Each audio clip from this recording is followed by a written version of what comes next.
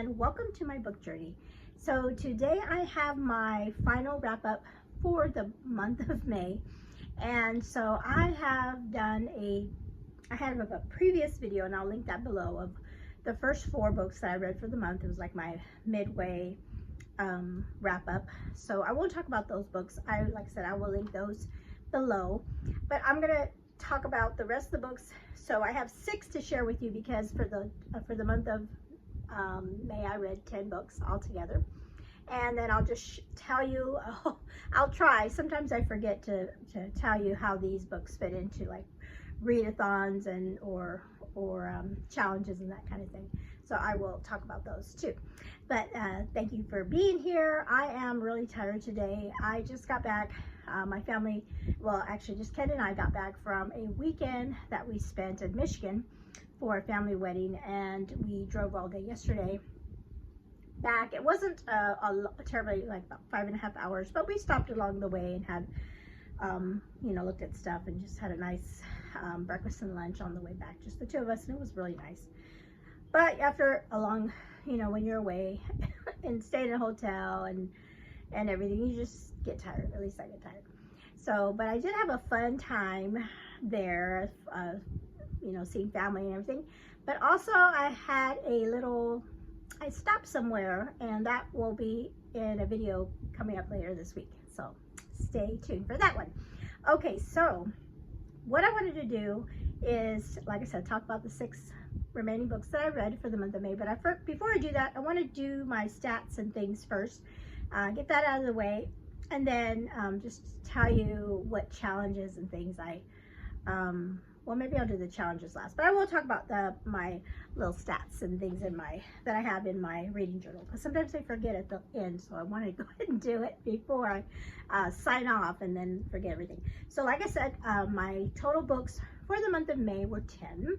I read, according to Storygraph, the number of pages I read was 3,713. That's kind of average. When I was looking back, Kenny was like, oh, let's see past, and it's around 3,000 and something. So that's kind of my my average reading for the month.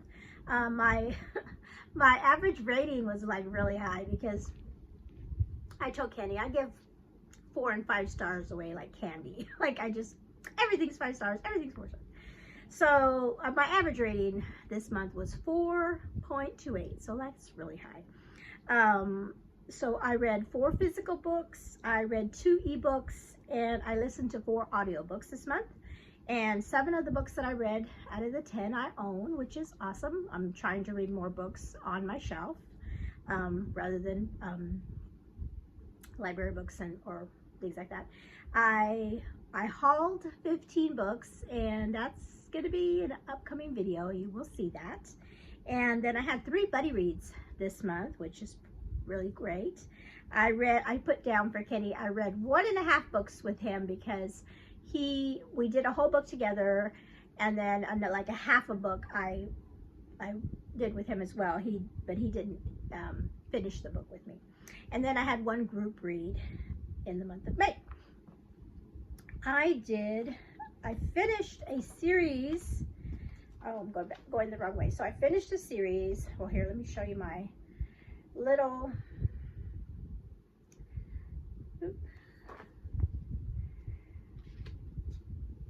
Oh, well, I filled in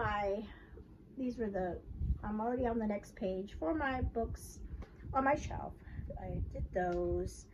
Like I said, I finished a series here in my series. I finished this series here. Yay! I have so many series that I haven't even touched yet this year, but it is what it is. On my 50 states read around the U.S. 50 state challenge, I filled in Tennessee this month and Alabama. So I filled in 2 of those. A lot of them were overseas, so I couldn't use them, or had already read a book in that state. Let's see. I filled in my jar pick, completed that. let's see here. I think those were the only things I wanted to talk about. Okay, so let's get down to the books that I read for the month of May. Sorry about that. Just fumbling around with my reading journal. Okay, so let's talk about the remaining books that I read in the month of May. And I'll just, like I said, I'll go in order how I read them. So book number 5 was All That Really Matters by Nicole Deese. And this book was for one of the prompts that I had, for my TBR. And the prompt was read a book that has a social media influencer in it. And right away, when I picked that prompt, I knew I had this book on my shelves. And this one was really good. I had originally started this a while back, and maybe I got like 2 or 3 chapters in, and then I set it down. So I started reading this again, and then I saw, I think I listened to this on audio and read at the same time. Yes. And so I remember I started at the beginning, and then I was like, oh yes, I was remembering that. And so I will say that at the beginning, and maybe that's why I put it down, was because it was kind of slow for me. But at a certain point, things really started happening for this person. And this is about Molly McKenzie. And she has like a social media where she does makeup tips. And of course, that's what the cover of the book is. Makeup, fashion, and things like that. And that's how she makes her living. And she does really well because she has a Tesla. So she does really well for herself. She's a single woman. And her manager, I guess, is that what he is? Her manager, he's trying to boost, now that she has so many followers, he's trying to make her even elevate her more. And I think what happens is he wants her to do like put things on her resume, and one of the things is like, you know, go help volunteer somewhere or something like that. And she gets an idea to talk to her brother, who is a pastor. Is he a youth pastor? I'm trying to remember. And he gives her a name of a friend of his that runs a facility that helps foster kids when they've aged out and they need help with training, work training, living skills, and just to help them back into society now that they've aged out and they have no place to go, you know. And that part of the book I really enjoyed. I loved hearing about the kids. Of course, they're not kids, they're young adults, their stories, you know, things that they've been through. And the gentleman that runs it, his name is Silas, and his story and the reason why he does that is really, I really liked his story about why he is so, his passion for helping these young people has to do with the brother that he has. And so we have that story of Silas. And of course, the funny thing is when she goes to volunteer, he is like put off by her, like, you know, she's a media, you know, she makes her, you know, on TikTok or YouTube, and, you know, right away you think people that do things like that, like, well, you know, that's what they do for a living. So he kind of had that idea about her, and then she's like, no, she wants to prove herself to him. So, and she really has a wonderful growth, her character growth in this book, and the things that she realizes are important and that are not important, and a whole big thing that happens with her job and her manager / boyfriend, which is a big deal too. And then her relationships with the young girls. And it was a really great book. I really enjoyed it. I was glad I continued it. Like I said, I had put it down originally, but I'm glad I picked it. But I picked it up, and I'm glad I picked the prompt from my prompt jar that prompted me to finally read this book. So that was a good one. Okay, so book number 6 was excellent, and I'm talking about the Unselected Journals of Emma M. Lyon, Volume 5.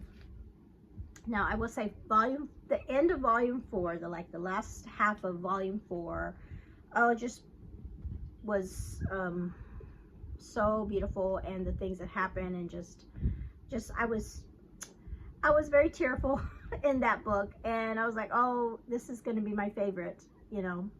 But then this one was, whereas book 4 was good, I will say, like, but at the end, the climax and everything that happened at the end of 4 just put it over the edge. This one, book 5, was that way to me, the whole way through. There were so many things that happened in this book, and just from the beginning to the end, I was laughing out loud in the very beginning, and the end was wonderful. This might be my favorite, as the end, like the part in 4 might be my favorite part, but this might be my favorite overall book so far, right? Because I'm only on book 5. And if you haven't picked these up, I highly recommend them. They're short little books. This one's one of the longer ones, actually, so even for book 1 is really, really short. And her character, Emma's character in this, and then the men, her friend, I said the men, but they're her friends now. They're really her friends, and how they help her in this book, and with everything that she has going on, and there's so many characters. But at the beginning of the book, and I really enjoy that, like how she has that set up. She always gives us a list of characters in the beginning of the book to remind us who is in her life and what she feels about them. And this was a buddy read that I had with my friend Katrie, and we have been reading all of these together every month.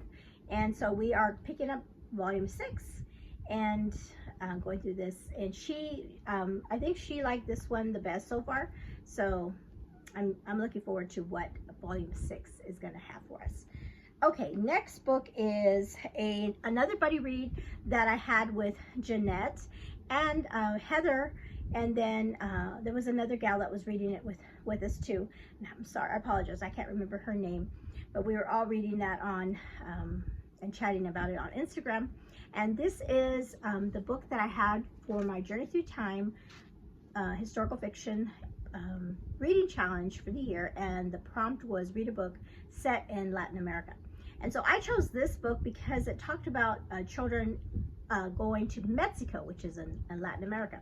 But a lot of this book was spent also in Spain. So we started in Spain, and then we went to Mexico, and then we went back to Spain, and so that kind of thing. So we were going back and forth. But I will say that this book was really, I liked the historical part of it, like, because I didn't know this part of history as far as the Spanish Civil War that happened. Okay, so let's start from the beginning. This book is it's set in the Spanish Civil War, and right before World War II kicks off. So Spain sadly went through their own civil war, and then right away they were dragged into, well, not dragged, but they were a part of World War II. And so a lot of sadness and tragedy for families and people that lived in that time period in the country of Spain. Our main characters are a family, mother and father, and the 3 children, and they're young children. And so we have the Civil War. Basically we have the Spanish that are communists and the Spanish that are fascists. So you have communism and fascism fighting against each other, those political parties, and then the people that are just caught in the midst of that, and seeing their country being torn apart by those 2 ideologies. And neither one of them, in my opinion, is a good ideology, you know, when it all is said and done. But that's what we had. That's what we had in this in Spain at the time. And our main characters are lean on the communist side, the socialist side, and they see that the fascists are taking over, and they are doing some really horrible things, and arresting people, and the parents of this couple. The father has been known to, like I said, be a known communist, so he is known, and then the mother is an actress, and so mom and dad know things are going bad. So what they do in the story is they send their children, and there is a they send their children to they put them on a boat and send them to Mexico, because they have found out that the Mexican government is accepting the communist side, the kids, children there, like asylum, to protect them.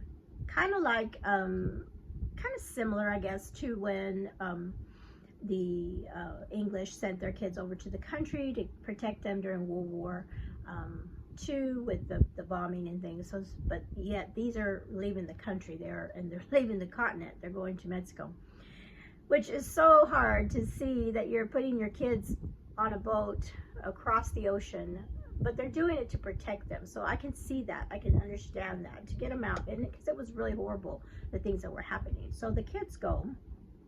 They don't want to go, but they do. And so we have all the things that happen to these kids, and it's not I mean, they're saved from what happens in Spain, but they're also put in positions and places that are not good for them in Mexico. And that was really horrible to read, the things that they went through. And the gals that were buddy reading this with me were like, every bad thing possible is happening to these kids. And some of them were like, if I wasn't buddy reading this with you, I'd be DNFing this book because of all the things that are happening to these kids. And just also we talked about the writing. This is a translated book, and so some of the writing we didn't necessarily enjoy, because of some people said it was kind of like choppy, and it was like a lot of things happening, and this happened, and this happened, and this happened. It was just really overwhelming in some places. And yes, so that's the story. The story, like I said, I liked the history of it. I liked how they talked about the religion in this book, because this family was a communist. They were a communist family. They didn't have it didn't necessarily say they were atheist, but they didn't belong to the Catholic Church, which was very prevalent in Spain, and also prevalent in Mexico, where they were being sent. And so they had to deal with that. They weren't raised in the church, whereas other kids in this orphanage or in Mexico were raised. And so, and because they were from Spain, they were set apart and looked down upon by the other kids, because they were from Spain, not from Mexico. So a lot of things happening in this book. The ending was really was not what I thought was going to happen.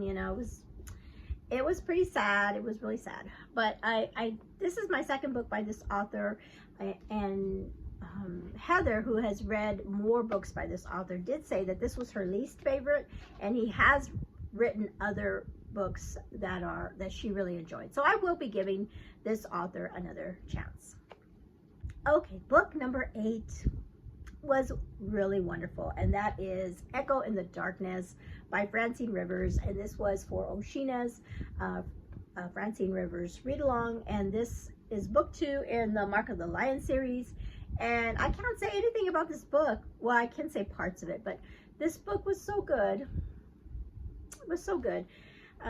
And I finished the first one, and then I picked this one up like right away, because I want to know what happened. But then I put it down. I picked it back up towards the end of the month, and I just read it right through. And this one deals with our character. Marcus is our main character in this book. That's who he is right there. And this is such a beautiful story of some of the gospel spreading in Rome and Ephesus. And just like I love how I was telling my friend, I love how Francine Rivers weaves this fictional story, but she weaves in biblical characters and biblical history of what was happening in the early church at that time.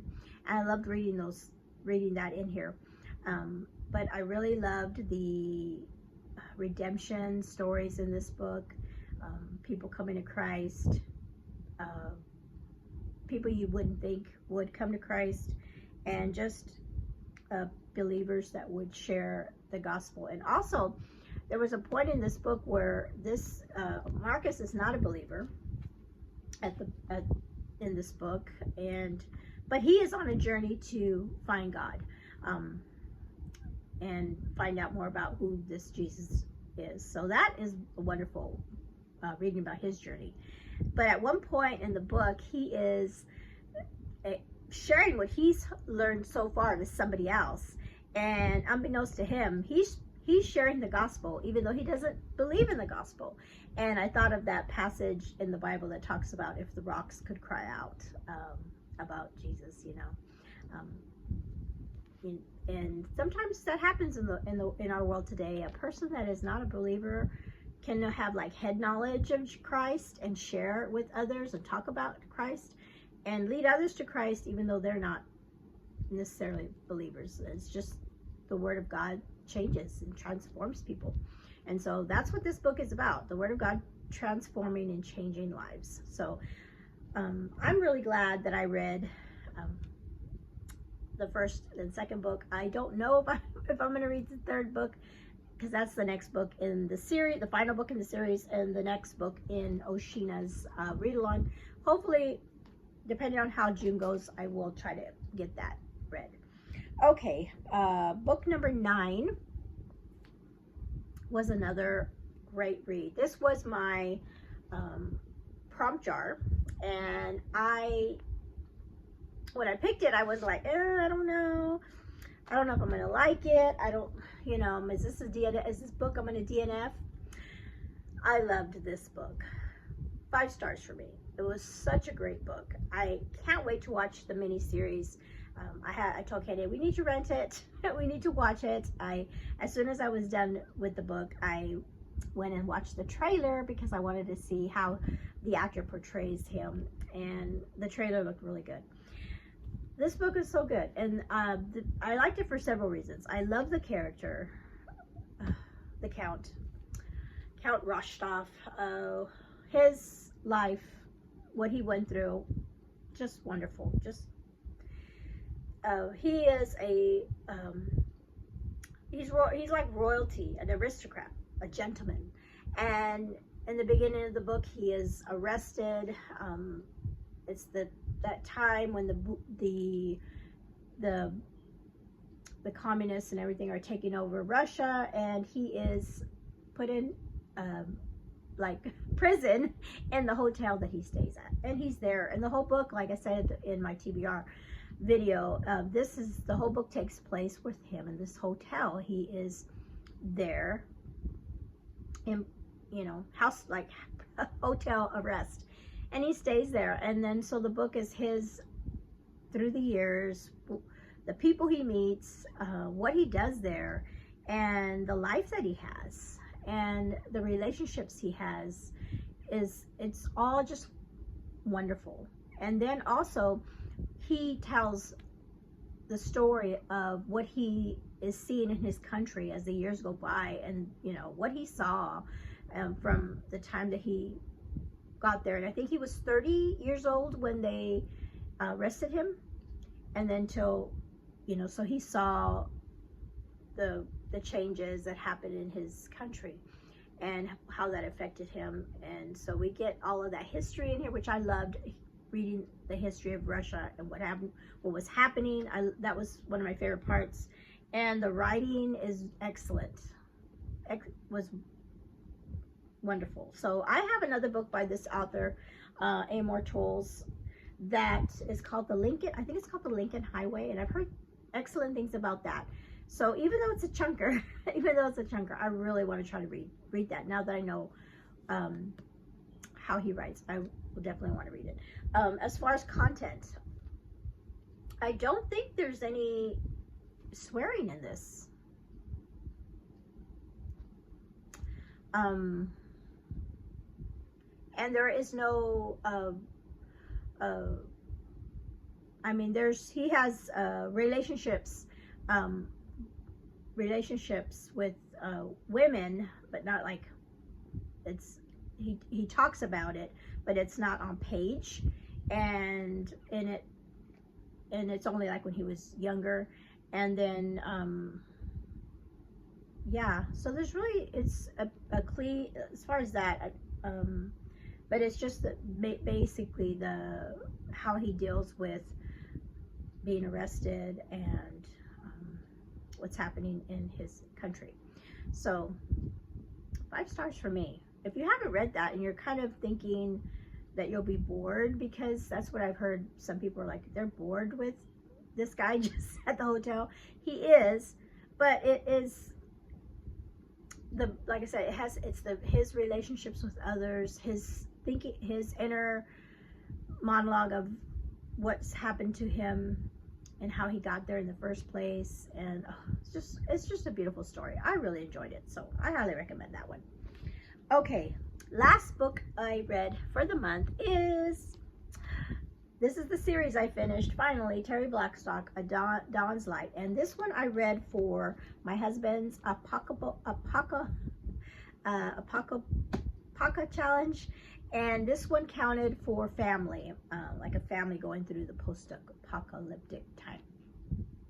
I picked that because this whole series is about a family going through a what's called a pulse that happened, like a star out in outer space was did some kind of a pulse or died, and the pulse affected all the electricity and everything, so that all the lights we had, the whole world didn't have electricity, cars and things got burnt out, everything, let's see, how did it say, everything electrical was burned out, so they couldn't use anything.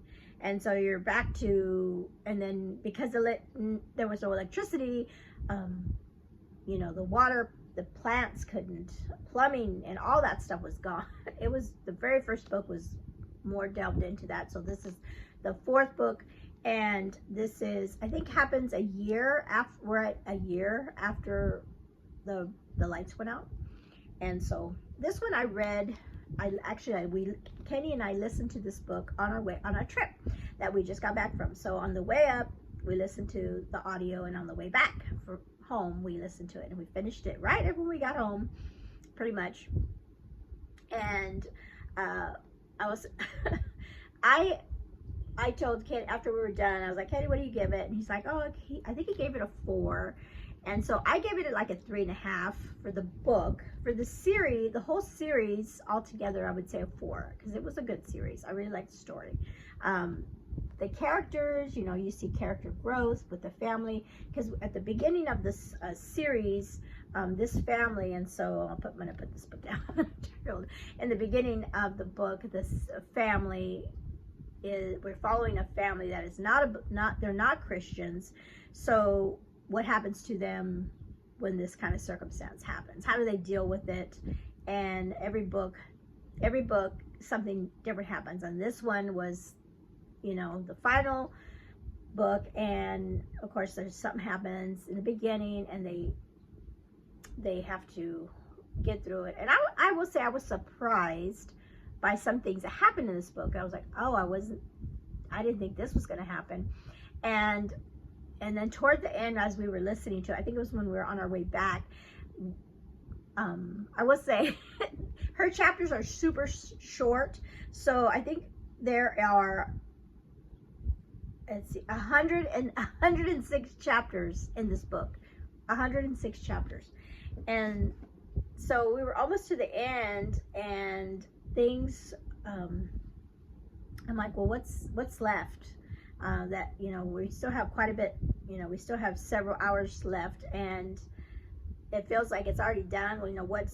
But then she threw, something happened. It's like, oh, and then we actually, as we would stop the tape, and then Kenny and I would discuss this, like, oh, this is it. So towards like the last half of the book was really good, and we were trying to figure out, oh, she threw something else in there that we didn't catch on to. So we did like that. The audio, I'll mention this because Kenny made me laugh. In the audio, whenever like a character would be like think in their mind, have a, you know, something happens and they'll think in their mind, the way the audio would change the voice. And Kenny said it sounded like somebody talking out of a toilet. And he's like, oh, they're talking out of the toilet again. It's just weird. I've never heard that before in an audiobook where they try to distinguish somebody's thoughts from just regular dialogue. But it's to him, it sounded like they were talking in the toilet. But so that was the end. That was the last book I read for the month of May. And it was finish a series. That's always a good thing, to finish a series. So I am going to talk about the reading challenges that yearly reading challenges that I have been participating in.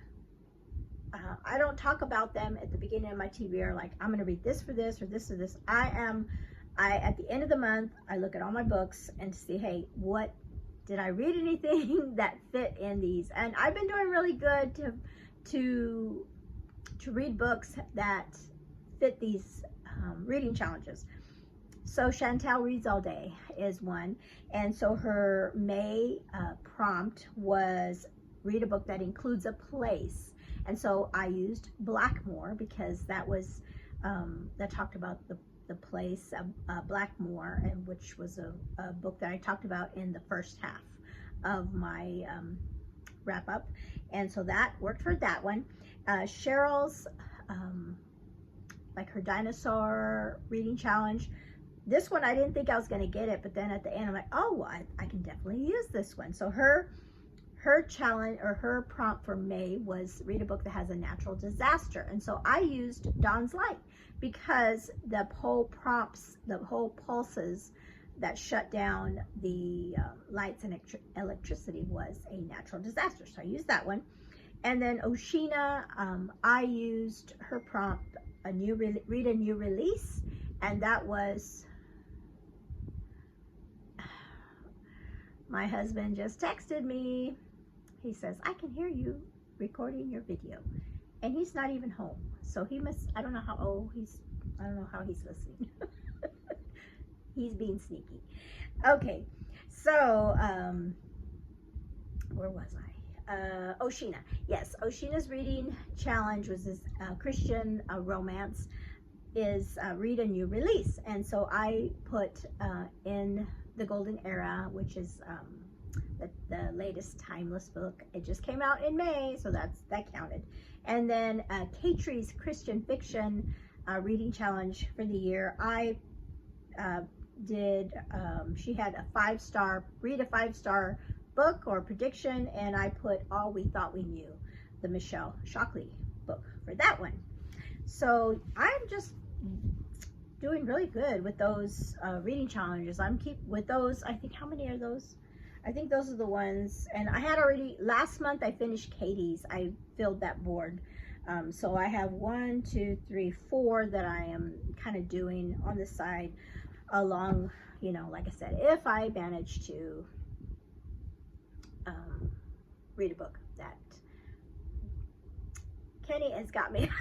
I keep thinking in my head, where is he hearing me from? Okay, I'm so sorry.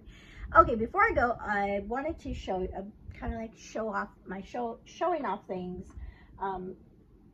The other, couple weeks ago, or last week? Maybe a couple weeks ago, Ellie and I were, she loves painting rocks, and she's, like, she did painted a rock for me a long time ago that has she did like a little coffee cup with my name on it. And so she was painting rocks, and she's like, come, you know, paint with me.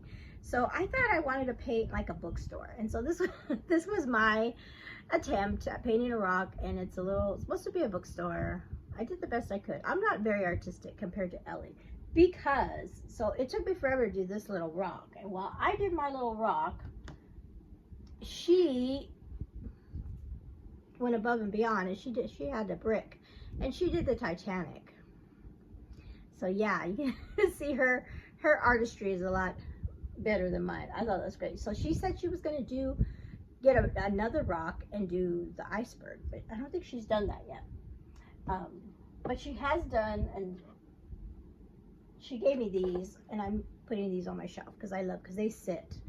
And she just made some pretty flowers, so that one's on here on my shelf. And then I really love this one too, her flowers. She's so artistic.